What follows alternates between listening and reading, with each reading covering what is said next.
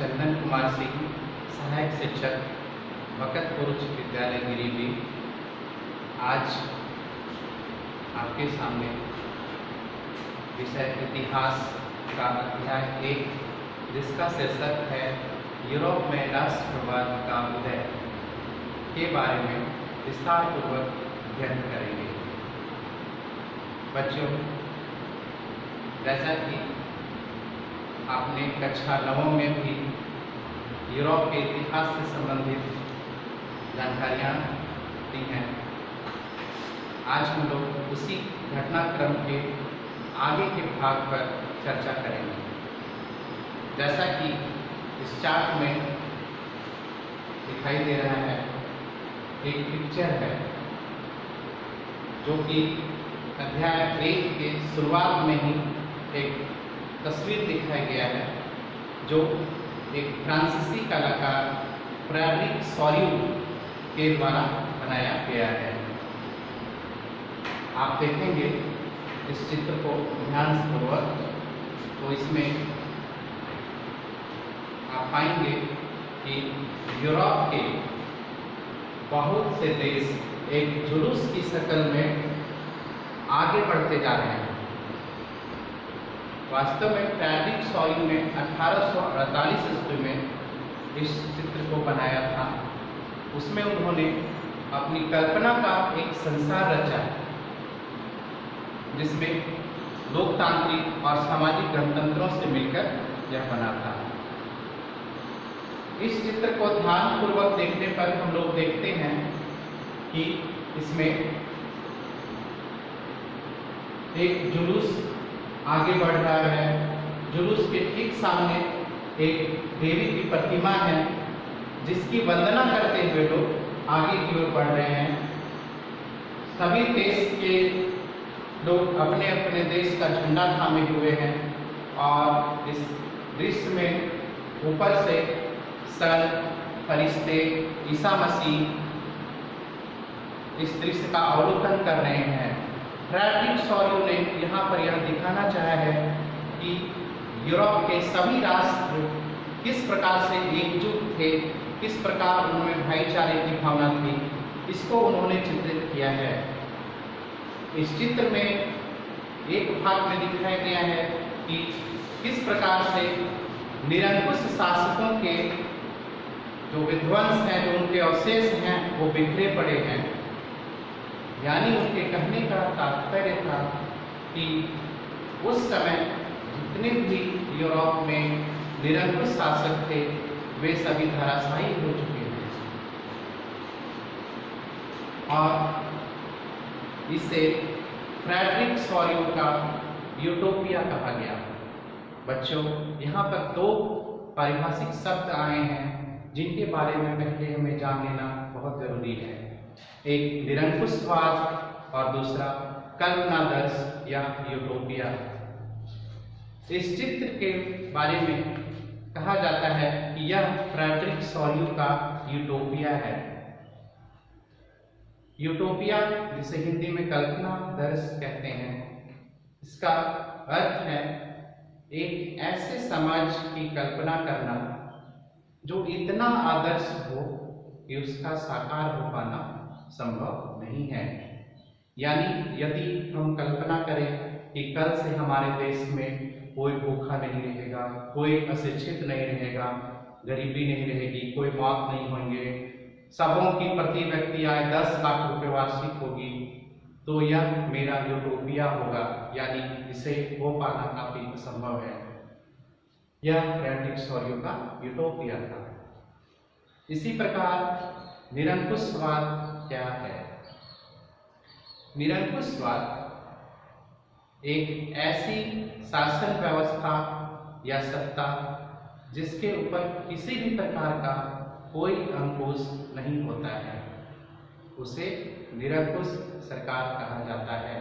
जैसे कोई सरकार है या कोई राजा है जिसके ऊपर न कोई भी नियंत्रित शक्ति, न कोई प्रकार का कानून, न कोई संविधान है, तो ऐसे में माना जाएगा कि वह निरंकुश शासक है। उसके जो आदेश हों वो चाहे प्रजा के लिए लाभदायक हों या हानिकारक, उसे स्वीकार करना है। इसे निरंकुश सरकार कहा जाता है। आगे जब हम लोग बढ़ते हैं तो फ्रांसीसी क्रांति और राष्ट्र का विचार हमारा अगला बिंदु है। हम लोगों ने कक्षा 9 में पढ़ा है फ्रांसीसी क्रांति।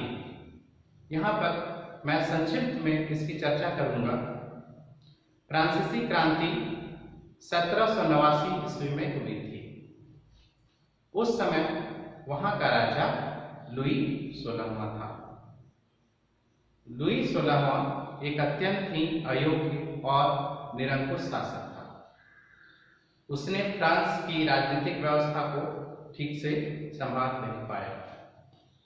समाज में भी 3 वर्ग थे, प्रथम स्टेट, कुलीन वर्ग, द्वितीय स्टेट, पादरी वर्ग, तृतीय स्टेट, जनसाधारण वर्ग, जिसमें से तृतीय स्टेट से ही केवल कर लिया जाता था और उनका शोषण किया जा रहा था। ऐसी स्थिति में वहां पर इनके अलावा अन्य परिस्थितियां भी उत्पन्न हुई, जिसका परिणाम फ्रांस की क्रांति हुई। और फ्रांस की क्रांति ने पूरे यूरोप में राष्ट्रवाद को लाने में बहुत बड़ी भूमिका अदा की। वैसे तो कहा जाता है कि यूरोप में पुनर्जागरण काल में फ्रांस ये राष्ट्रवाद का बीजारोपण हुआ था, परंतु राष्ट्रवाद की प्रथम अभिव्यक्ति फ्रांस की क्रांति में ही हुई।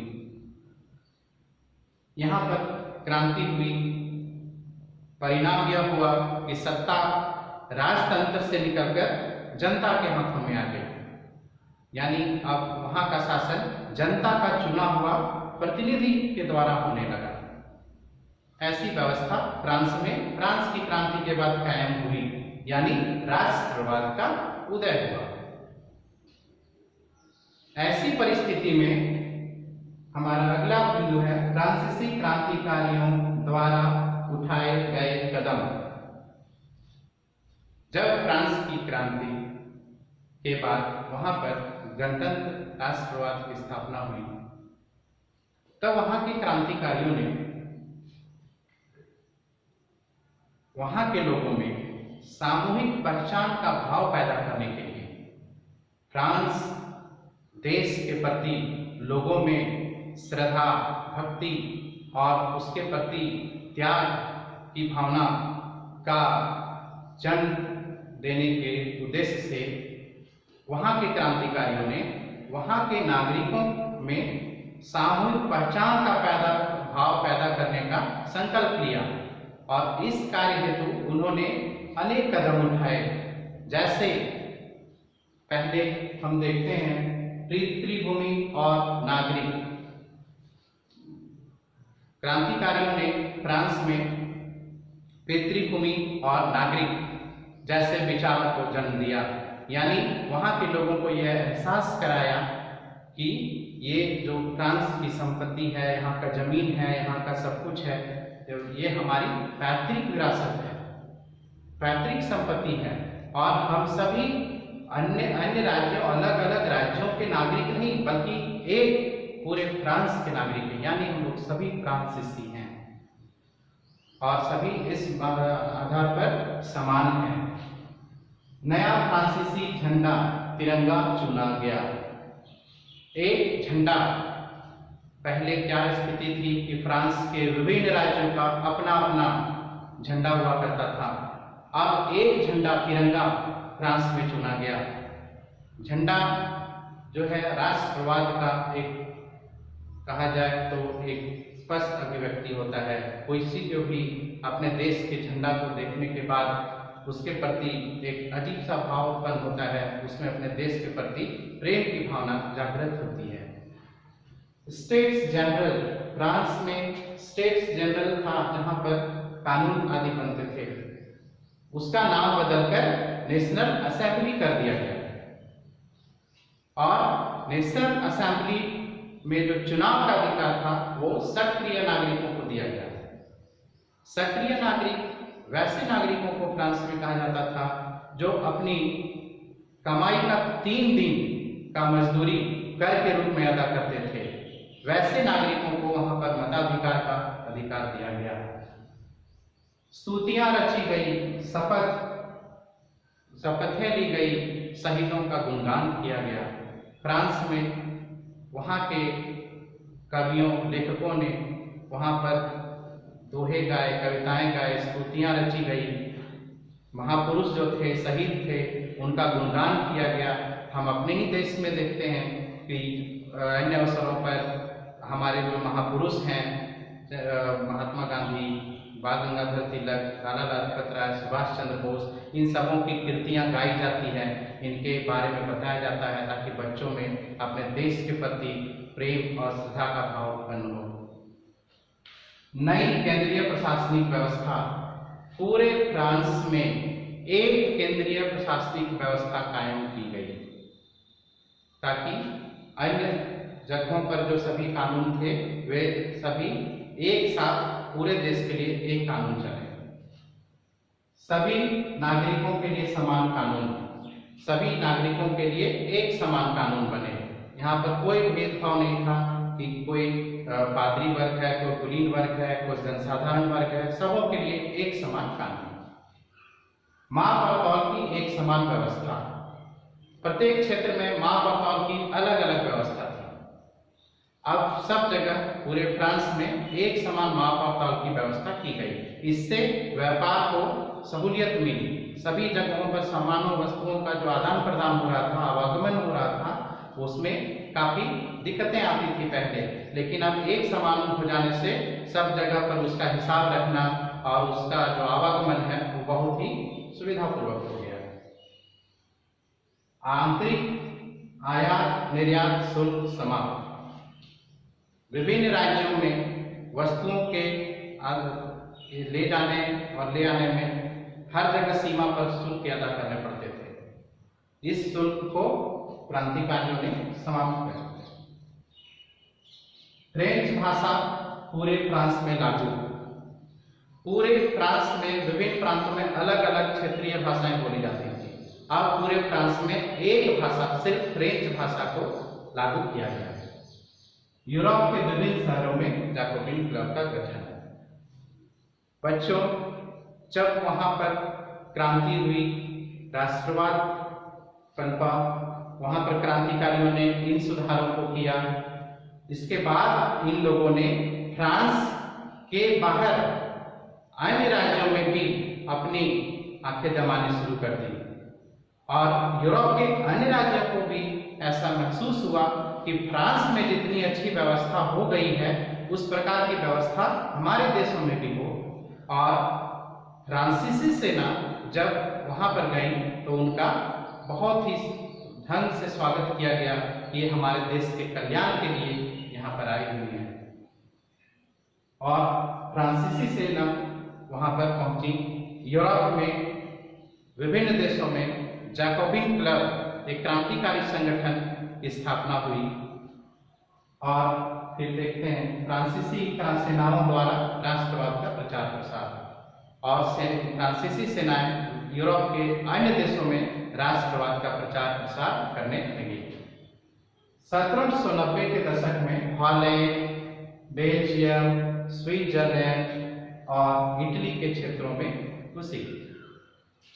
लेकिन धीरे धीरे यूरोप के अन्य देशों को यह एहसास होने लगा कि फ्रांसीसी सेना सिर्फ यहाँ पर राष्ट्रवाद का प्रचार प्रसार करने ही नहीं, यहाँ पर वो शासन और शोषण के ख्याल से भी आए हैं। ऐसी परिस्थिति में फ्रांस में जब नेपोलियन का शासन हुआ, पहले नेपोलियन बोनापार्ट कौन था इसके बारे में हम जानेंगे। नेपोलियन का जन्म 15 अगस्त 1769 को कोर्सिका द्वीप में हुआ था। बचपन से ही पराक्रमी, वीर, साहसी और युद्ध कौशल की निपुणता इसमें भरी हुई थी। सिर्फ 25 वर्ष की अवस्था में नेपोलियन सेना में भर्ती हो गया और एक वीर सेना नायक के रूप में उभरा और 1804 ईस्वी में इसने फ्रांस की राज्यगद्दी संभाली। फ्रांस की तत्कालीन परिस्थितियां प्रतिकूल थी उस समय। ऐसी स्थिति को देखते हुए उन्होंने अपने सैन्य बल के आधार पर फ्रांस की सत्ता को अपने हाथ में ले लिया और उन्होंने यानी नेपोलियन ने फ्रांस और फ्रांस शासित अन्य देशों पर जो कार्य किए उसका वर्णन अब हम लोग देखेंगे। सबसे पहले नेपोलियन गद्दी पर जब बैठा तो उन्होंने पाया कि पूरे फ्रांस में हर क्षेत्र में अलग अलग प्रकार के कानून हैं, जिससे काफी प्रशासनिक दिक्कतें आती हैं। तो उन्होंने पूरे फ्रांस के सभी क्षेत्रों में प्रचलित कानूनों का संग्रह करवाया और सभी से अच्छी बातों को लेकर उसका एक संकलन तैयार किया और उन्होंने 1804 ईस्वी में जो दस्तावेज बनाए उसे 1804 की नागरिक संहिता या नेपोलियन संहिता कहा जाता है। उन्होंने इस आधार पर जन्म आधारित विशेषाधिकार को समाप्त कर दिया, यानी जो कुलीन का बच्चा है वो कुलीन वर्ग में होगा, पादरी वर्ग का बच्चा पादरी वर्ग का होगा, यानी जो जिस घर में जन्म लिया, जो जिस क्षेत्र का जन्म है उसी क्षेत्र में वो आगे बढ़ेगा, उसी क्षेत्र का वो स्पेशली काम करेगा। इस अधिकार को उसने समाप्त कर दिया, यानी विशेषाधिकार को समाप्त कर दिया। कानून के समक्ष बराबरी और समानता का अधिकार, सभी लोगों को कानून के सामने एक समान दर्जा मिले, चाहे वो कोई हो, राजा हो, प्रजा हो, कोई हो, सबों को एक समान कानून में अधिकार मिले और सबों को समानता का अधिकार उन्होंने दिया। सामंती व्यवस्था समाप्त कर दी, यानी जमींदारी व्यवस्था को उन्होंने समाप्त कर दिया। किसानों को भू दासत्व और जागीरदारी शुल्क से मुक्ति मिल गई। ये बहुत बड़ा कार्य था नेपोलियन का। वहाँ के किसान काफी त्रस्त थे, काफी शोषित थे, उन्हें भू दासत्व करना पड़ता था। वे बड़े बड़े किसानों के घर में जाकर दास के जैसा काम करते थे। वैसे किसानों को शुल्क से और भू दासत्व से मुक्ति मिली। हम देखते हैं आगे यातायात और संचार व्यवस्था में सुधार। नेपोलियन ने यातायात और संचार व्यवस्था में भी काफी सुधार किए, क्योंकि यातायात और संचार व्यवस्था किसी भी देश की रीढ़ होती है। लोगों का आवागमन, संस्कृति का आवागमन इसी के माध्यम से होता है। एक समान माप और तौल की व्यवस्था, हमने अभी चर्चा किया। एक समान माप और तौल की व्यवस्था व्यापार व्यवसाय के लिए कितना जरूरी है। यह अगर नहीं हो तो विभिन्न राज्यों के बीच में व्यापार करना काफी दिक्कत हो जाएगा। एक राष्ट्रीय मुद्रा का प्रचलन, पूरे फ्रांस में एक मुद्रा का प्रचलन कर दिया इन्होंने। नेपोलियन ने आर्थिक क्षेत्र में सुधार के लिए बैंक ऑफ फ्रांस की स्थापना की और शिक्षा के क्षेत्र में सुधार के लिए यूनिवर्सिटी ऑफ फ्रांस की स्थापना की। इन सबों प्रशासनिक सुधारों को नेपोलियन ने फ्रांस और फ्रांस द्वारा शासित क्षेत्रों में भी इन्होंने इसका पालन करवाया। इस समय तक फ्रांस के द्वारा जितने भी यूरोप के देश पर विजय किया गया था, उन लोगों को पूरी तरह से महसूस हो गई कि फ्रांस हमारे देश में सिर्फ राष्ट्रवाद का प्रचार प्रसार करने नहीं बल्कि हमारे देश पर शासन करने का उद्देश्य से आया है। अब हम लोग देखते हैं यूरोप में राष्ट्रवाद का निर्माण किस प्रकार हुआ, कैसे हुआ, इसका प्रचार प्रसार कैसे हुआ और फिर इसका क्या प्रभाव पड़ा, क्या क्या घटनाएं हुई, इस पर अब हम लोग आगे देखते हैं। बच्चों, 18वीं सदी के तक यूरोप में राष्ट्र राज्य नाम का कोई शब्द नहीं था, कोई राष्ट्र राज्य नहीं था। मैं यहाँ सबसे पहले राज्य, राष्ट्र और राष्ट्र राज्य, ये तीन शब्द इस अध्याय में बार बार आएंगे। पहले इसे समझते हैं। राज्य, राज्य उस समय की तत्कालीन परिस्थितियों के अनुसार उसे कहा जाता था जहां की जनता को किसी प्रकार का राष्ट्रीयता की भावना नहीं है, दूसरे देश के लोगों द्वारा वहां पर शासन चलाया जा रहा है, यानी जैसे मुगल साम्राज्य। हमारे देश के लोग हैं, उनमें राष्ट्रवाद की भावना नहीं है, शासक दूसरा राज्य दूसरा देश के लोग हैं, वैसे वो राज्य कहा गया। राष्ट्र यहां भी क्या है, शासक दूसरे देश का है, लेकिन राष्ट्रवाद का उदय हो गया है। जैसे भारत में देखा जाए तो अंग्रेजों के शासनकाल शासक इंग्लैंड का था, लेकिन भारतीयों में राष्ट्रीयता की भावना बढ़ रही थी, अपने राष्ट्रवाद का प्रचार प्रसार हो गया था, तो इसे राष्ट्र कहा जाएगा। राष्ट्र राज्य यानी राष्ट्रीयता की भावना भी काफी चरम पर है लोगों में, और अपने देश का ही शासक वहां पर शासन कर रहा है, तो उसे राष्ट्र राज्य कहा जाएगा। तो उस समय यूरोप में लोगों में सामूहिक पहचान की भावना नहीं थी, सभी का अलग अलग भाषा था, अलग अलग संस्कृति थी, सभी क्षेत्र के लोग अपने अपने संस्कृति को रखे हुए थे, सबका रहन सहन, खान पान, आचार व्यवहार, सामाजिक संस्थान सभी अलग अलग प्रकार के थे।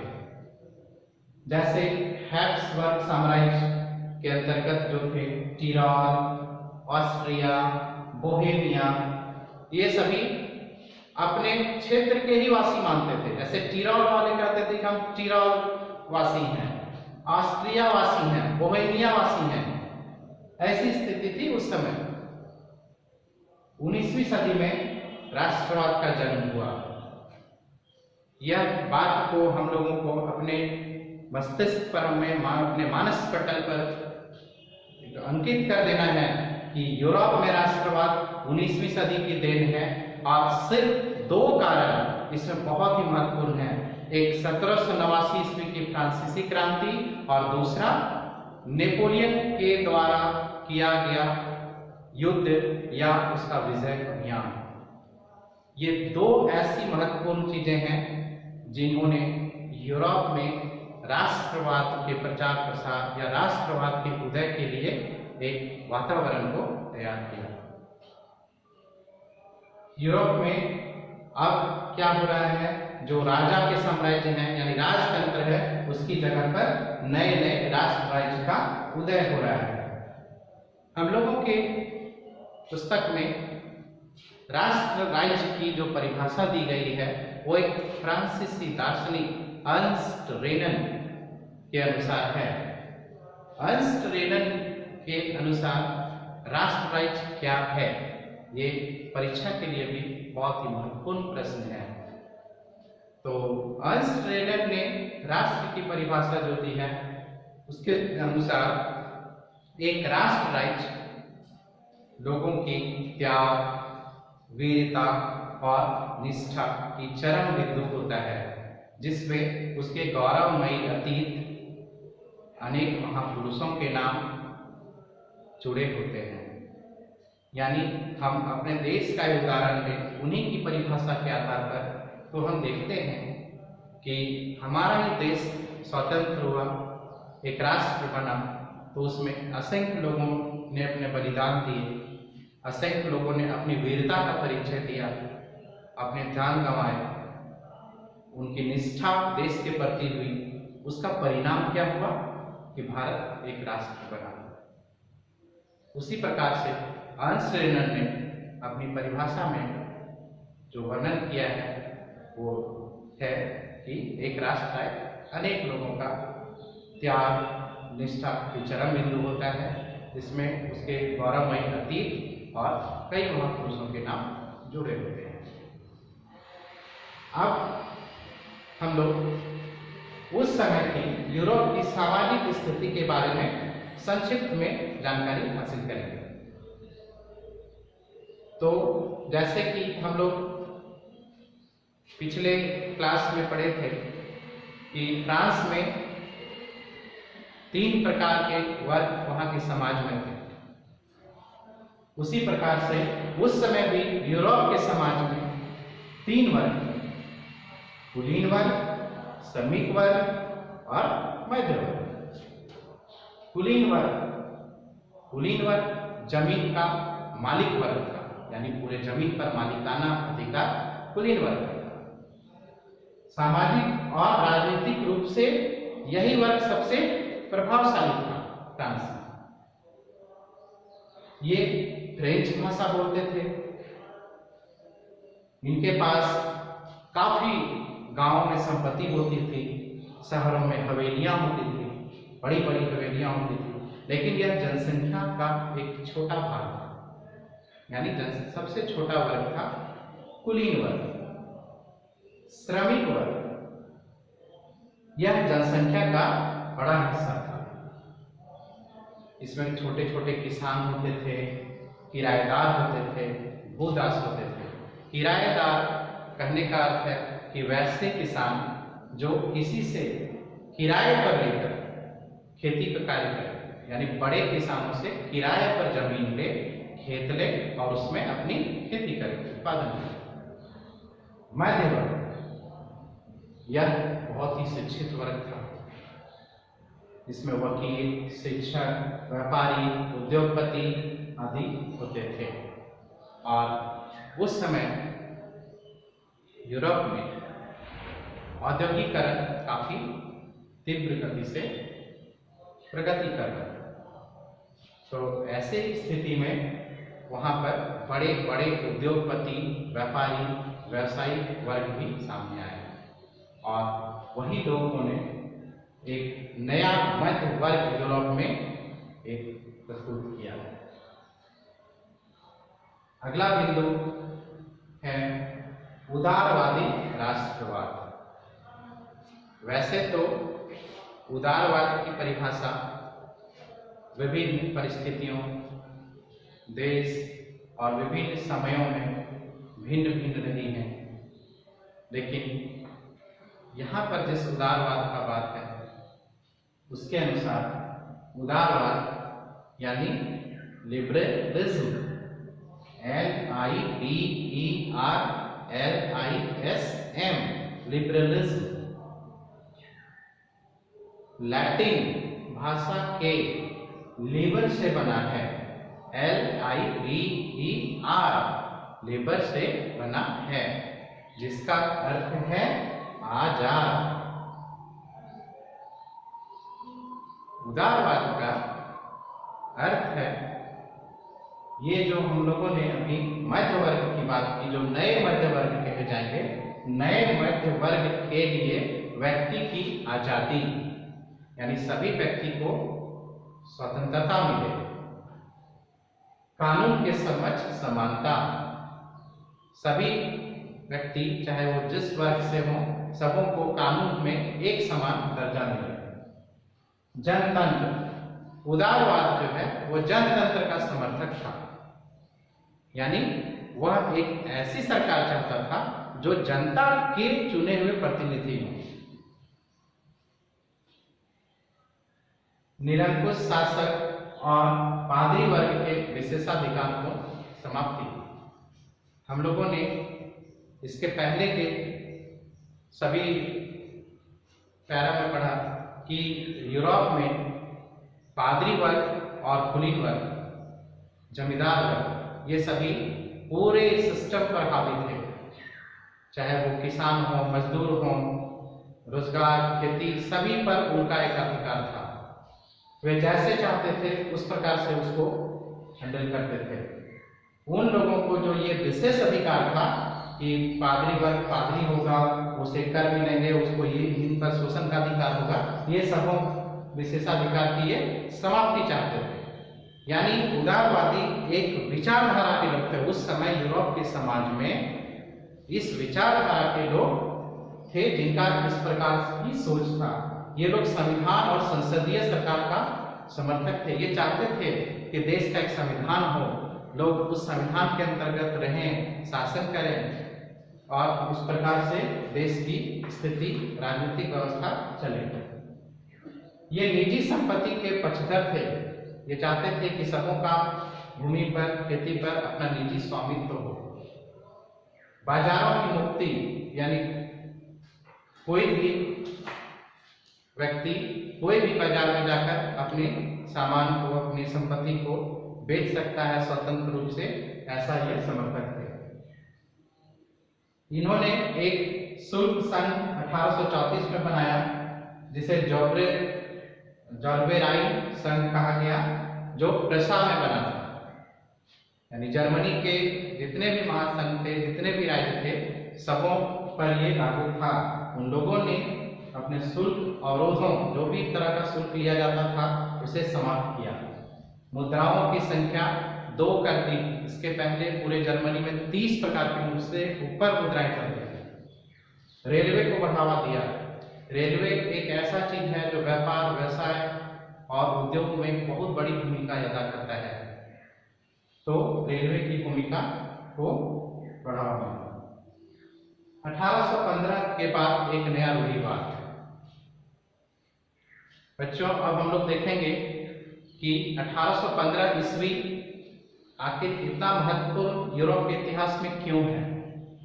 आखिर ऐसी क्या क्या हुई जो 1815 की चर्चा अब आगे बार बार होगी। 1815 ईस्वी में नेपोलियन का पतन हुआ और उस समय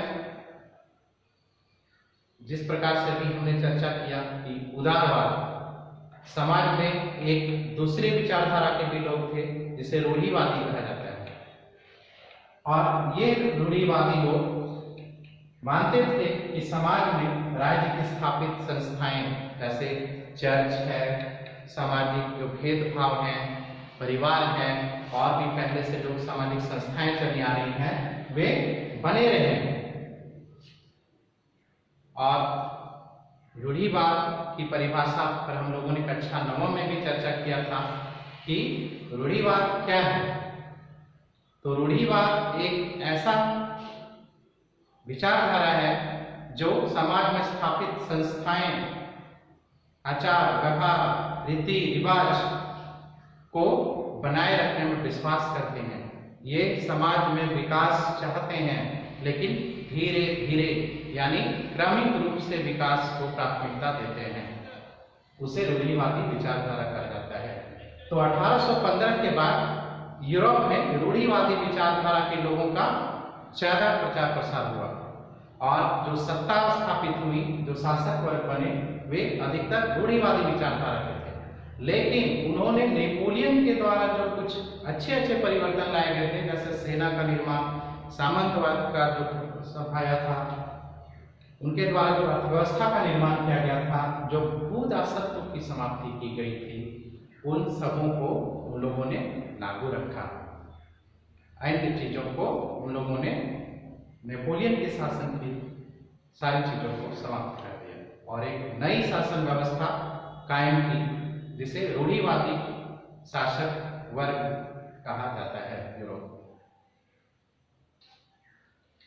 तो इस वीडियो क्लास में बच्चों हम लोगों ने देखा कि किस प्रकार से यूरोप में राष्ट्रवाद का विचार प्रचार प्रसार और फैलाव हो रहा है, किस प्रकार से उदारवादी रूढ़िवादी विचारधारा के लोग अपने अपने क्षेत्र का जो है प्रचार प्रसार कर रहे हैं। तो अब हम लोग इससे संबंधित कुछ प्रश्न को देखना चाहेंगे। आप बच्चों अपने कॉपी और पेन को लेकर उसमें इन प्रश्नों को नोट कर लें, और इसको होमवर्क कर आप जब मैं अगले वीडियो में दिखाऊं तो आप चेक करना पुनः। मेरा पहला प्रश्न है,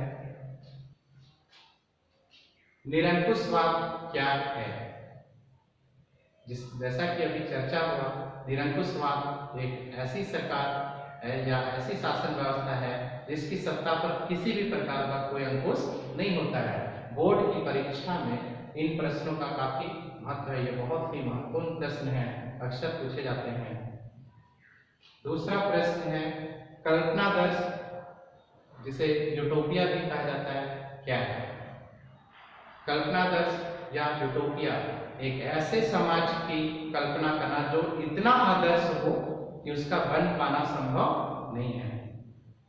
प्रश्न 3, नेपोलियन बोनापार्ट कौन था? नेपोलियन बोनापार्ट कौन था? नेपोलियन बोनापार्ट फ्रांस का सम्राट था जो 1804 में सिंहासन पर बैठा। प्रश्न 4, फ्रांसीसी लोगों के बीच सामूहिक पहचान का भाव पैदा करने के लिए फ्रांसीसी क्रांतिकारियों ने क्या क्या कदम उठाए? फ्रांसीसी क्रांतिकारियों ने जो हम लोगों ने चर्चा किया अभी कि पितृभूमि और नागरिक जैसे विचारों का प्रचार प्रसार किया, फ्रांसीसी झंडा तिरंगा बनाया, माप तौल की समान व्यवस्था की, आयात निर्यात शुल्क को खत्म किया, स्तुतियां रची गई, कविताएं बनाई गई, शहीदों का गुणगान हुआ, सभी नागरिकों के समान कानून बनाए गए। उसे आप पॉइंट में करें, 1 2 3 4 5 6 7 इस तरह से पॉइंट में करके उसका उत्तर लिखेंगे। पॉइंट में लिखने से जब आप बोर्ड परीक्षा की कॉपी में लिखते हैं तो उसका एक अलग इंप्रेशन होता है, उसमें अच्छी मार्किंग होती है। प्रश्न 5, अपने शासन वाले क्षेत्रों में शासन व्यवस्था को ज्यादा कुशल बनाने के लिए नेपोलियन ने क्या क्या बदलाव किए?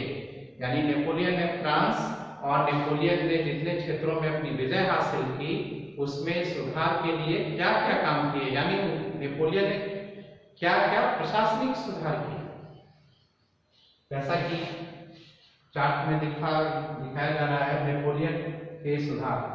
अभी हमने चर्चा किया कि नेपोलियन ने 1804 की नागरिक संहिता बनाई, जन्म आधारित विशेषाधिकार समाप्त किए, कानून के समक्ष बराबरी और समानता का अधिकार, सामंती व्यवस्था को समाप्त किया, एक राष्ट्रीय मुद्रा का प्रचलन किया, एक समान माप और तौल की व्यवस्था की। तो इन सभी चीजों को आप कॉपी पर लिखेंगे। ये काफी महत्वपूर्ण प्रश्न है, अतः आप इसे जरूर ही अपने कॉपी पर लिख के इसको नोट कर याद करेंगे और जब अगला वीडियो क्लास मेरा होगा तो आप लिखे हुए चीजों को मिलान करेंगे। फिर हम लोग अगले टॉपिक के लिए अगले वीडियो क्लास में मिलते हैं। धन्यवाद।